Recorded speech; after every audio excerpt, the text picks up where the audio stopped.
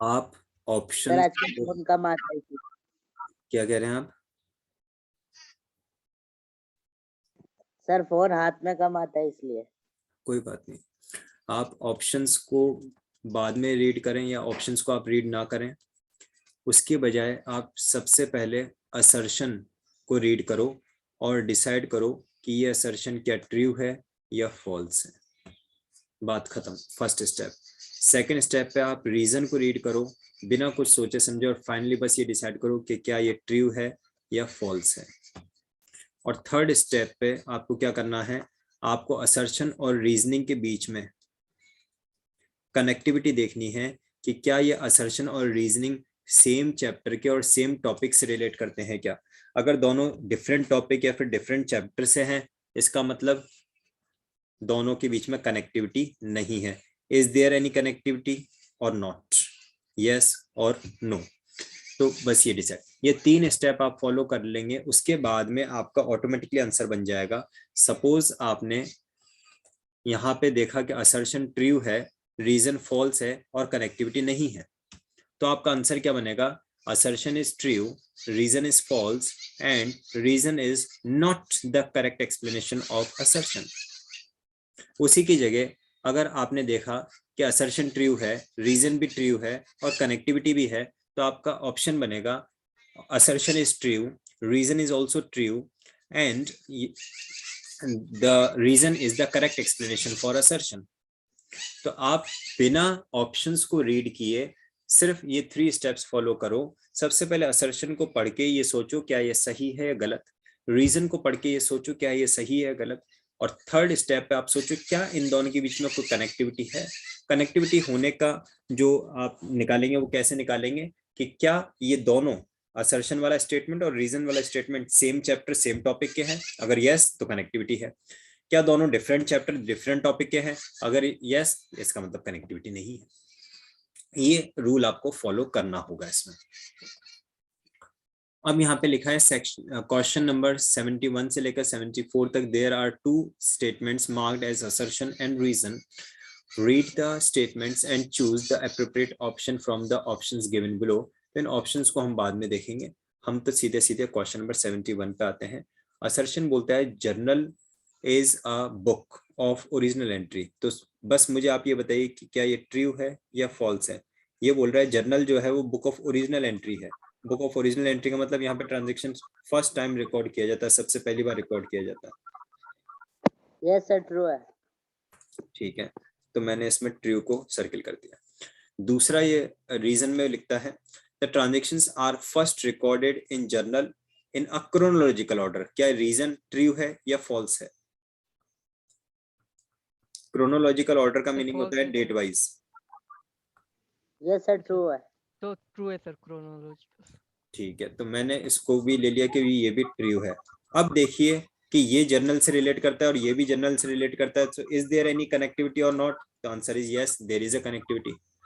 तो आंसर क्या बना? Both assertion and reason are true and reason is the correct explanation of assertion, क्योंकि connectivity है इसलिए।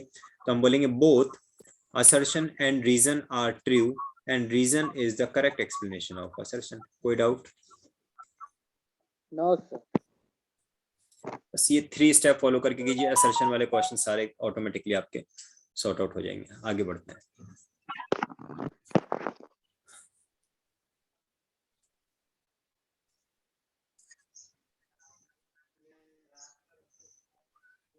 Question number 72, the amount not recovered from debtors is debited to bad debt account, is it true or false?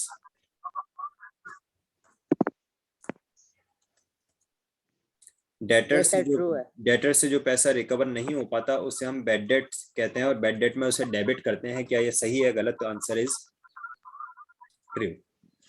उसके बाद में दूसरा ये बोल रहा है कि as per the traditional rule, traditional rule क्या होता है अपना? Personal real nominal. तो as per the traditional rule of accounting losses are debited, losses को हमेशा डेबिट किया जाता है।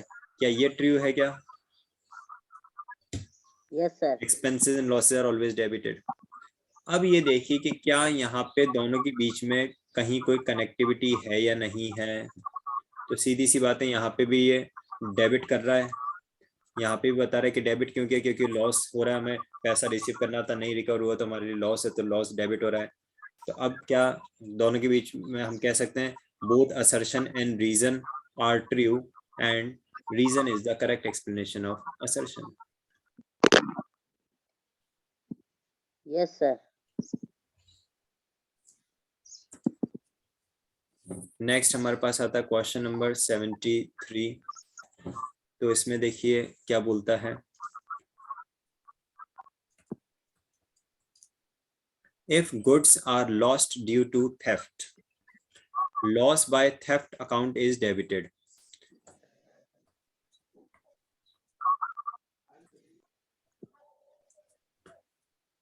Secondly, रीजन में क्या रहेगा, as per the rule of accounting all gains are credited. तो बताइए क्या गेन क्रेडिट होते हैं क्या? Yes sir. अब मुझे बताइए कि क्या इन दोनों के बीच में कोई कनेक्टिविटी नजर आ रही है क्या आपको? Is there any connectivity? यहाँ पे तो बोल रहा है थेफ्ट इज डेबिटेड, यहाँ बोल रहा है गेन इज क्रेडिटेड, बीच में कोई कनेक्टिविटी दिख रही है क्या? No sir. तो आंसर क्या बनेगा, both assertion and reason are true but reason is not the correct explanation of assertion. Sir ji sir इसमें जो असर्शन है वो दे रखा है लॉस बाय थेफ्ट अकाउंट, तो इसमें सर परचेजेस अकाउंट डेबिट होगा ना, क्योंकि ये 7 एक्सेप्शनल सिचुएशन में से एक है। ओ भाई 7 एक्सेप्शनल सिचुएशन में परचेज अकाउंट को क्रेडिट करते हैं। हाँ sorry sir, credit. Purchase account debit तो जनरल रूल है, उन 7 एक्सेप्शनल सिचुएशन में परचेज अकाउंट को क्रेडिट करते हैं, ठीक है। Yes sir. और अगर वो जो थेफ्ट करने वाला जो थीफ था वो है ना गुड्स को स्टील करते समय पैसा रख गया अगर उन गुड्स का, तो फिर हमारी जनरल एंट्री होगी लॉस, तो फिर हमारी जनरल एंट्री क्या हो जाएगी, cash account debit to sales account. फिर loss by theft account debit to purchase account मत करना, जो कि मैंने एक सर क्वेश्चन चोर पैसे क्यों रखे जाएगा? हाँ बोलिए। सर चोर पैसे क्यों रखे जाएगा? वो तो पूछना पड़ेगा उससे। हमने एक क्वेश्चन ऐसा नहीं पढ़ा था, that is goods taken over by the proprietor for personal use and money is paid in cash या money is paid by cheque. तो फिर आप तो कहेंगे सर ओनर खुद को पैसे क्यों देगा, तो सिचुएशन है, तो वहां पे फिर अपन वो drawings account debit to purchase account नहीं करते हैं, जहाँ पे मनी आ गया तो फिर हम सीधा सीधा cash account debit to sales account करते हैं, ठीक यस है। Sir.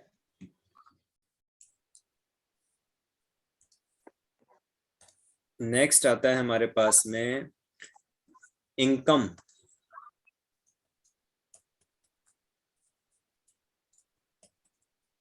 which is earned but not received is credited. Earned but not received, earned but not received, just received is credited to accrued income account. बताओ correct या wrong,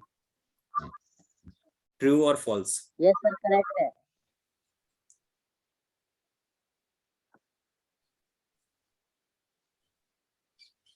पढ़ो sentence, वापस पढ़ो और फिर सोचो।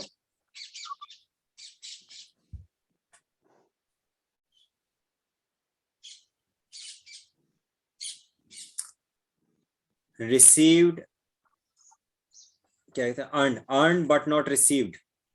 अर्न बट नॉट रिसीव्ड आपका asset होता है, एक्रूड इनकम आपका क्या होता है, एक्रूड इनकम आपका एसेट होता है, और एक्रूड इनकम क्योंकि एसेट होता है तो एसेट को क्या करते हो, डेबिट करते हो, क्रेडिट करते हो?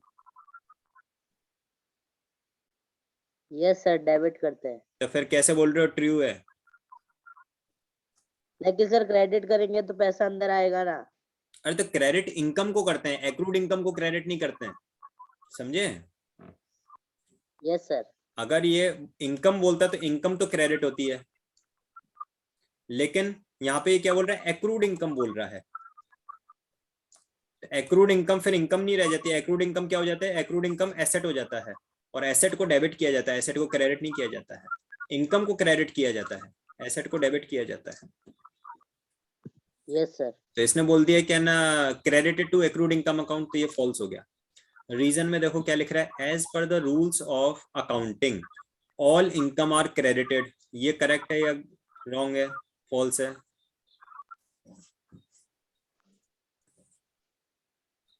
Sir false. क्या हो गया तुम्हें यार? इनकम को क्रेडिट नहीं, नॉमिनल अकाउंट का रूल सर बोलो, ऑल नॉमिनल अकाउंट का रूल बोलो। Debit all losses and expense, credit all income and gain. तो खुद ही बोल रहे हो credit all income and gain, और यहाँ पे लिख रहा है कि ऑल इनकम आर क्रेडिटेड, तो बोल रहे हो फॉल्स है। सर तो फिर इसमें एक्रूड इनकम आ जाएगी तो। भाई साहब, इनकम एक कैटेगरी है और एक्रूड इनकम एक आइटम है जो कि दूसरी कैटेगरी में आता है। कौन सी कैटेगरी में आता है? एक्रूड इनकम एसेट में जाता है। एक्रूड इनकम में वर्ड इनकम लगा है, इसका मतलब उसको इनकम मत मानो, उसकी कैटेगरी चेंज हो गई। यस सर, क्लियर है। नहीं है अभी क्लियर? देखो हमारे पास में मॉडर्न क्लासिफिकेशन में 5 कैटेगरीज होती हैं: asset, liability, then capital, expense and revenue और इनकम। ठीक है, रेवेन्यू और इनकम। अब मैं यहाँ पे एक आइटम लिख रहा हूं, आपको बताना है कि इन 5 में से कौन सी कैटेगरी में आएगा वो।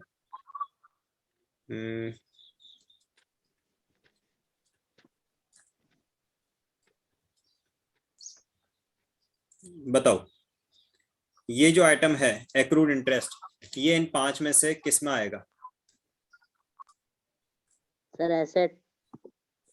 अगर ये एसेट में आएगा, अगर ये एसेट है, तो फिर ये बताओ कि ये आइटम इस रीजन पे कैसे इफेक्ट कर रही है? फिर आप कैसे कह रहे हो कि सर ऑल इनकम में ना एक्रूड इनकम आ जाएगा?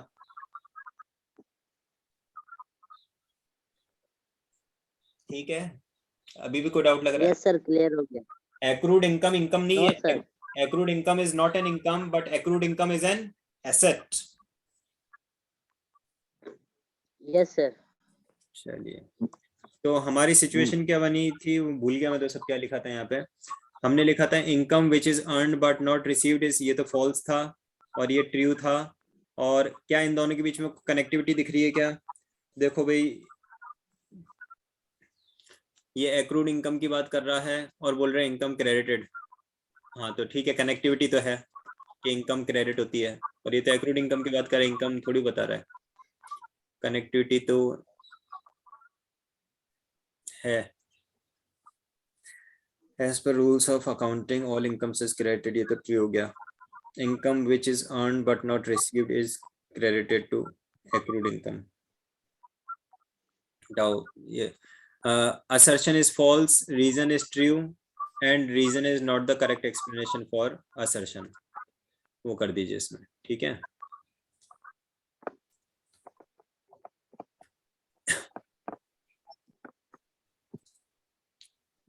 and answer questions 90 to 94 basis of the same.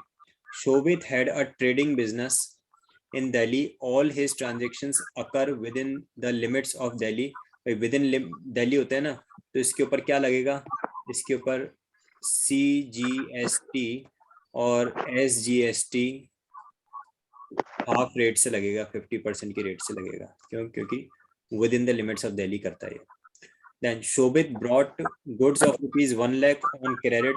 1 lakh की गुड्स इसने क्या किया? परचेज की है। ही सोल्ड देम फॉर 1,35,000, तो 35,000 का उसको क्या हो गया? लॉस हो गया। In the same date on credit, और क्रेडिट पे ही सेल की है इसने। बताओ, सारे नींद में बैठे, एक भी नहीं बोले कि नहीं सर लॉस नहीं हुआ प्रॉफिट हुआ ना। मैं लॉस बोल रहा हूँ तो सारे बोल रहे हैं कि हाँ भाई 1 लाख का सामान 1,35 में बेचा तो प्रॉफिट हुआ ना। ही पेड फॉर रेलवे ट्रांसपोर्ट, और उसने एक एक्सपेंस का भी पेमेंट किया रेलवे ट्रांसपोर्ट का, ₹8,000। ही ब्रॉड कंप्यूटर प्रिंटर, ही उसने एक एसेट परचेज कर लिया for ₹10,000। He paid postal charges, ये और एक्सपेंस आ गया 2,000 रुपए का। Assuming CGST and SGST at the rate of 5%, and you are required to answer the following questions. ठीक है, जो लिखा है सारा समझ में आ ही गया होगा। अब क्वेश्चन नंबर 90 बोलता है, by what amount will creditor account be credited for the purchases of ₹1 lakh, आपने 1 लाख रुपीज की परचेजेस की हैं, तो क्रेडिटर अकाउंट को कितने अमाउंट से क्रेडिट करोगे? इससे इजी क्वेश्चन तो हो ही नहीं सकता। 1 लाख की गुड्स हैं और 5% की रेट से उनके ऊपर CGST और SGST लगा दो, तो टोटल हो गया कितना? 1,10,000 आंसर हो गया। कोई डाउट? No sir. बढ़िया, आगे बढ़ते हैं। अगला question 91, he sold them for ₹1,35,000 in the same date on credit. By what account will debtors be debited while passing journal entry? Simple सी बात है, 1,35,000 का 5% की रेट से, यानी कि 10%, 13,500, 005 and 8 and 4 1, 1,48,500। Option number C correct answer हो गया। कोई दुविधा? No sir. No sir, yes sir, वैसे पता ही नहीं चलता समझ में आया कि नहीं। अगला प्रश्न, what will be the total amount paid on amount of account of transport charges? तो ट्रांसपोर्ट के 8,000 रुपीज उसने पे किए थे, उस पे CGST SGST लगा दो। लगाना नहीं लगाना है? ट्रांसपोर्ट पे, ट्रांसपोर्ट थोड़ी एग्जेम्प्टेड में आता है, तो लगा दो 10% की रेट से, 8,800 उसका हो जाएगा ट्रांसपोर्ट का। एक मिनट चेक करना दो यार इस वाले को।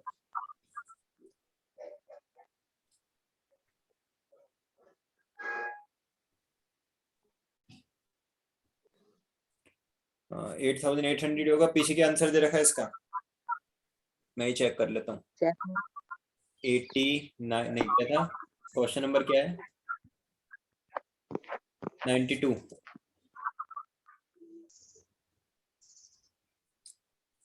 92 का दिया है सी।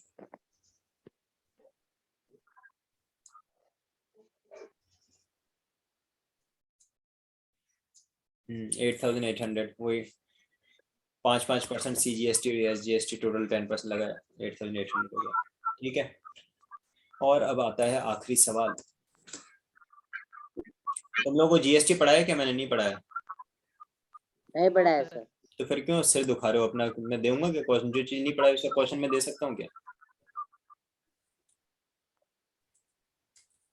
क्वेश्चन नंबर 93 देखो, what journal entry would have been passed by Shobit in case he had resorted to interstate purchase of goods, interstate कहाँ से आ गया, on which GST is levied। तो अगर इंटर स्टेट परचेज वो करता तो क्या जर्नल एंट्री आप करते, वो ये पूछ रहा है। इंटर स्टेट पे क्या होता है? Purchase account debited, input IGST account debited to cash account. Option number B इसका करेक्ट आंसर हो जाएगा। इंटर स्टेट यानी दो स्टेट के बीच में होती है तो IGST आता है, और इसने बोल दिया था विद इन द दिल्ली है, तो विद इन दिल्ली में CGST और SGST आता है। समझ में आ गया तो अच्छी बात है, नहीं आया तो ज्यादा सिर मत दुखाओ, GST के क्वेश्चन नहीं दिए मैंने एग्जाम में। अगला सवाल, यस सर।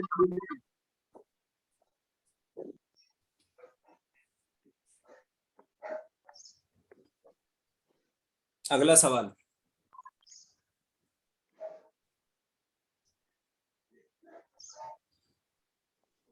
अब सर आपका पढ़ा दो। अब क्या पढ़ा था? टाइम कितना बचा है? 10 मिनट तो बचे हैं, 10 मिनट में अब मैं पढ़ूँ। बाकी लोगों को डाउट आउट नहीं भी पूछना है। एक ही व्यक्ति है जिसने थोड़ी बहुत प्रयास किया पढ़ने का, इंग्लिश के एग्जाम को छोड़ के और PH के एग्जाम को छोड़ के थोड़ा बहुत पढ़ने बैठा।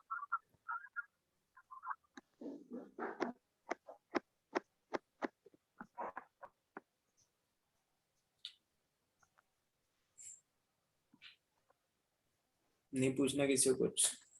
बढ़िया, ठीक है, तो फिर मैं तो ओवर कर रहा हूँ क्लास, बाकी फिर अब अपन कल ही पढ़ेंगे। सर वो वाला सॉल्व करवा रहे थे ना सर आप फर्स्ट में जो पेज रिकॉर्डिंग चल रही है, मुझे पता ही नहीं था।